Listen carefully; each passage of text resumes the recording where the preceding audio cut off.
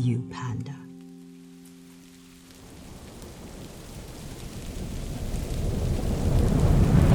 I am Poe. You got the makings of greatness in you, but you gotta take the helm and chart your own course. Stick to it, no matter the squall.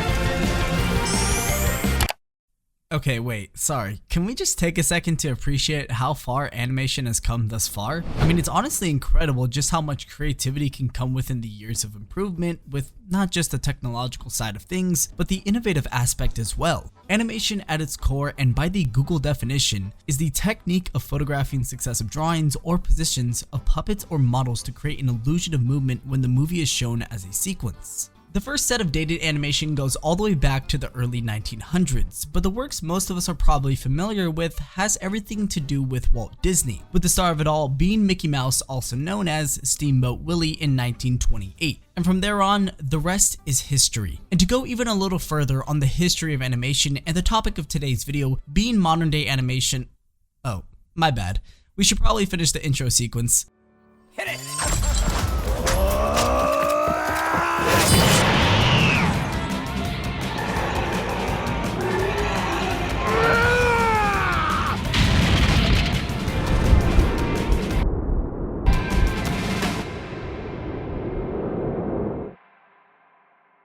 So like I was saying, animation with Walt Disney is what I myself as a kid, and more than likely what most of you grew up on. And to what my headcanon is to assume what sparked most of these modern day animators to be inspired by their works. I know even myself was once inspired by the beautiful world of animation, and for the same reasons, I remember growing up as a kid taking time to escape into the realm of animation. Gluing myself to the screen was, in all likelihood, the best thing I had to do as a kid, and I absolutely loved it. It didn't matter whether if I was traveling through the world on a magic carpet, or swinging through the streets of New York, or even having a duel with all of my life points on the line. All I can tell you for sure is that I was hooked. And it took my inspiration for creativity to a whole new level. And again, it's what inspired the people that made what we see today all the more possible. Now, obviously with animation, there are cut corners here and there, but when we take a second to look at the best of the best, I think it's in no comparison to leave out what we have in today's modern world of animation. And I just gotta say this now, I didn't know how to incorporate this in the video, so I'm just gonna put it out there. And this is pretty much just how we'll just jump into the video. But Spider-Man Across the Spiderverse was a fucking movie. That film had everything an animation junkie wanted and more. It took the expectations we had for today's present day standards and flipped it upside down on its head. Throughout my first showing of the film, I was pretty much in awe the entire way through on just how much creativity from different people, because obviously with such a big project, there's going to come a point where creatives bump heads and fuss around with ideas. But actually, this film showed these creatives having one another ideas bounce right off each other in the best way possible. The freedom this film showed, whether it be certain characters being set at different frame rates or certain scenes going above and beyond, is again, just being presented at a level I personally didn't think existed. It felt as if every world was a new journey through a different film of animation. Every piece, every object, and every character was unique in their own way, and that's what took me in such a creative world with this film. I didn't have to wait for a Spider-Gwen movie to see how her world would look like in a different animation style. It was all compacted into one film, and the best part about it all is that there's still more to come in the next film with Beyond the Spider-Verse. I'll come back to some more Spidey in a bit, but let's talk Puss.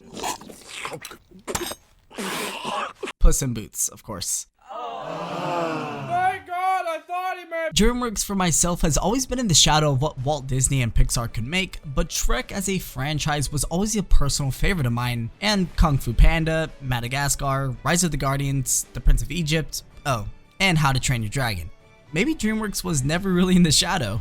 Anyways, I never really was bothered too much for the first Puss in Boots film, but just being kind of a mess spinoff to what Shrek was in its prime. Yet with The Last Wish, that's where things quickly changed. This film was stunning, and its story was good for those old and new to the franchise of Shrek as a whole. I had a ton of fun watching the movie, and it made me fall in love with just how much animation can bring a world to life. The color coding in this movie was on key, and the elements of bringing fairy tales to life as we would imagine brought a sort of light to the viewer.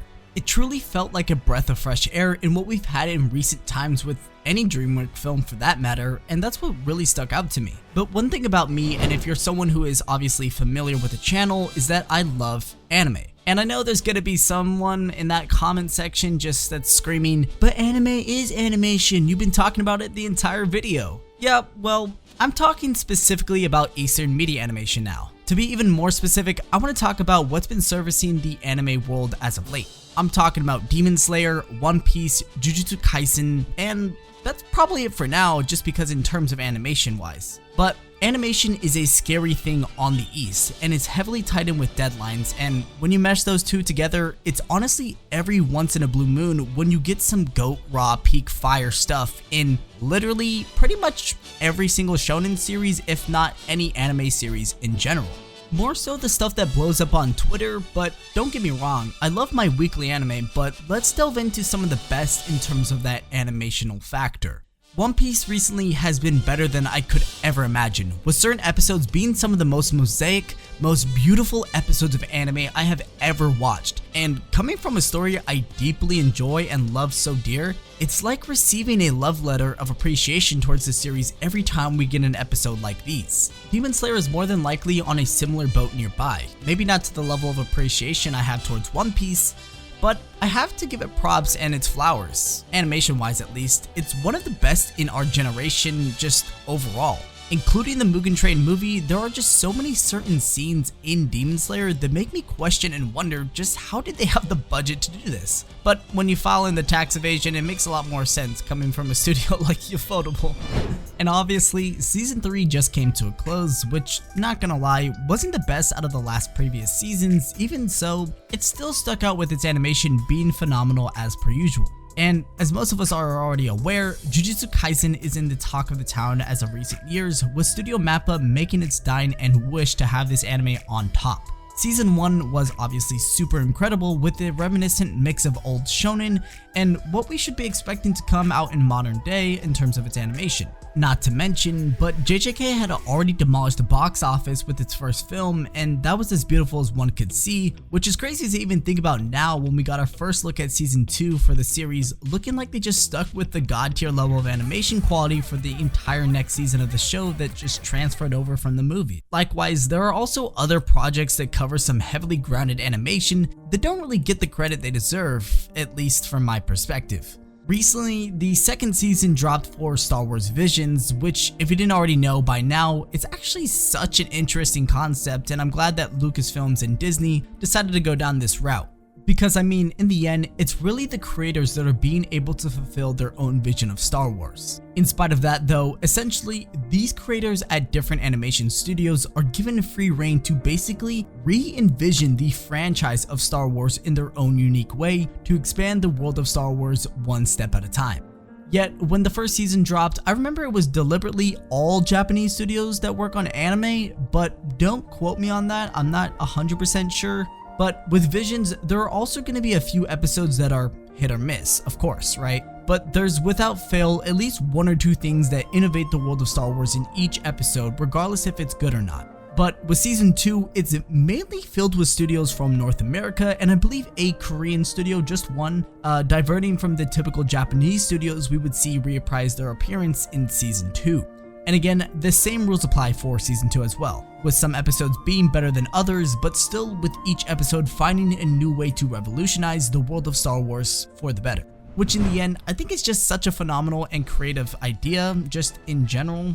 Animation should always be in the hands of the creative and free because it's what's going to push the medium forward in the end, and anything that comes out in the near future will be something to look forward to. I mean, just in the next month or so, we'll be getting the new TMNT movie, which if you really take a second to delve into it, can easily be recognized as somewhat inspired from the Spiderverse franchise, and even the movie itself already is looking fantastic just from the trailers alone.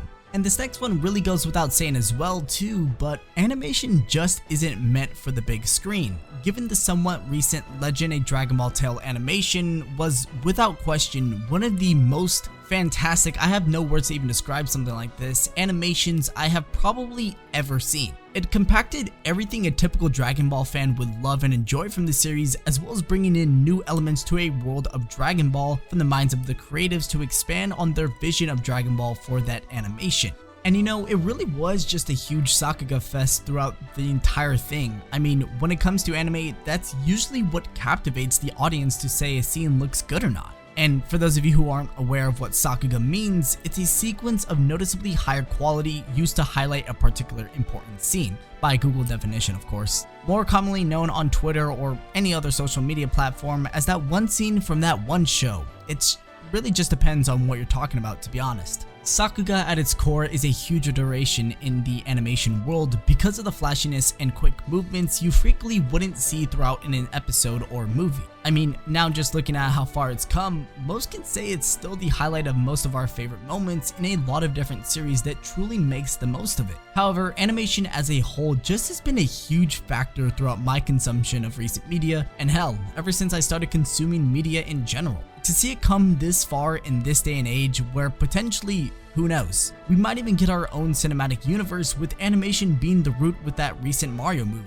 I don't know, maybe that's a little bit of a stretch, but I'll be over here on the edge of my seat and when we get that Legend of Zelda movie announcement. But with where things are going animation wise, it's constantly improving and creatives are always finding new ways to build upon the greatness that's already come once. So why can't it just keep happening again and again? Well, it's simple.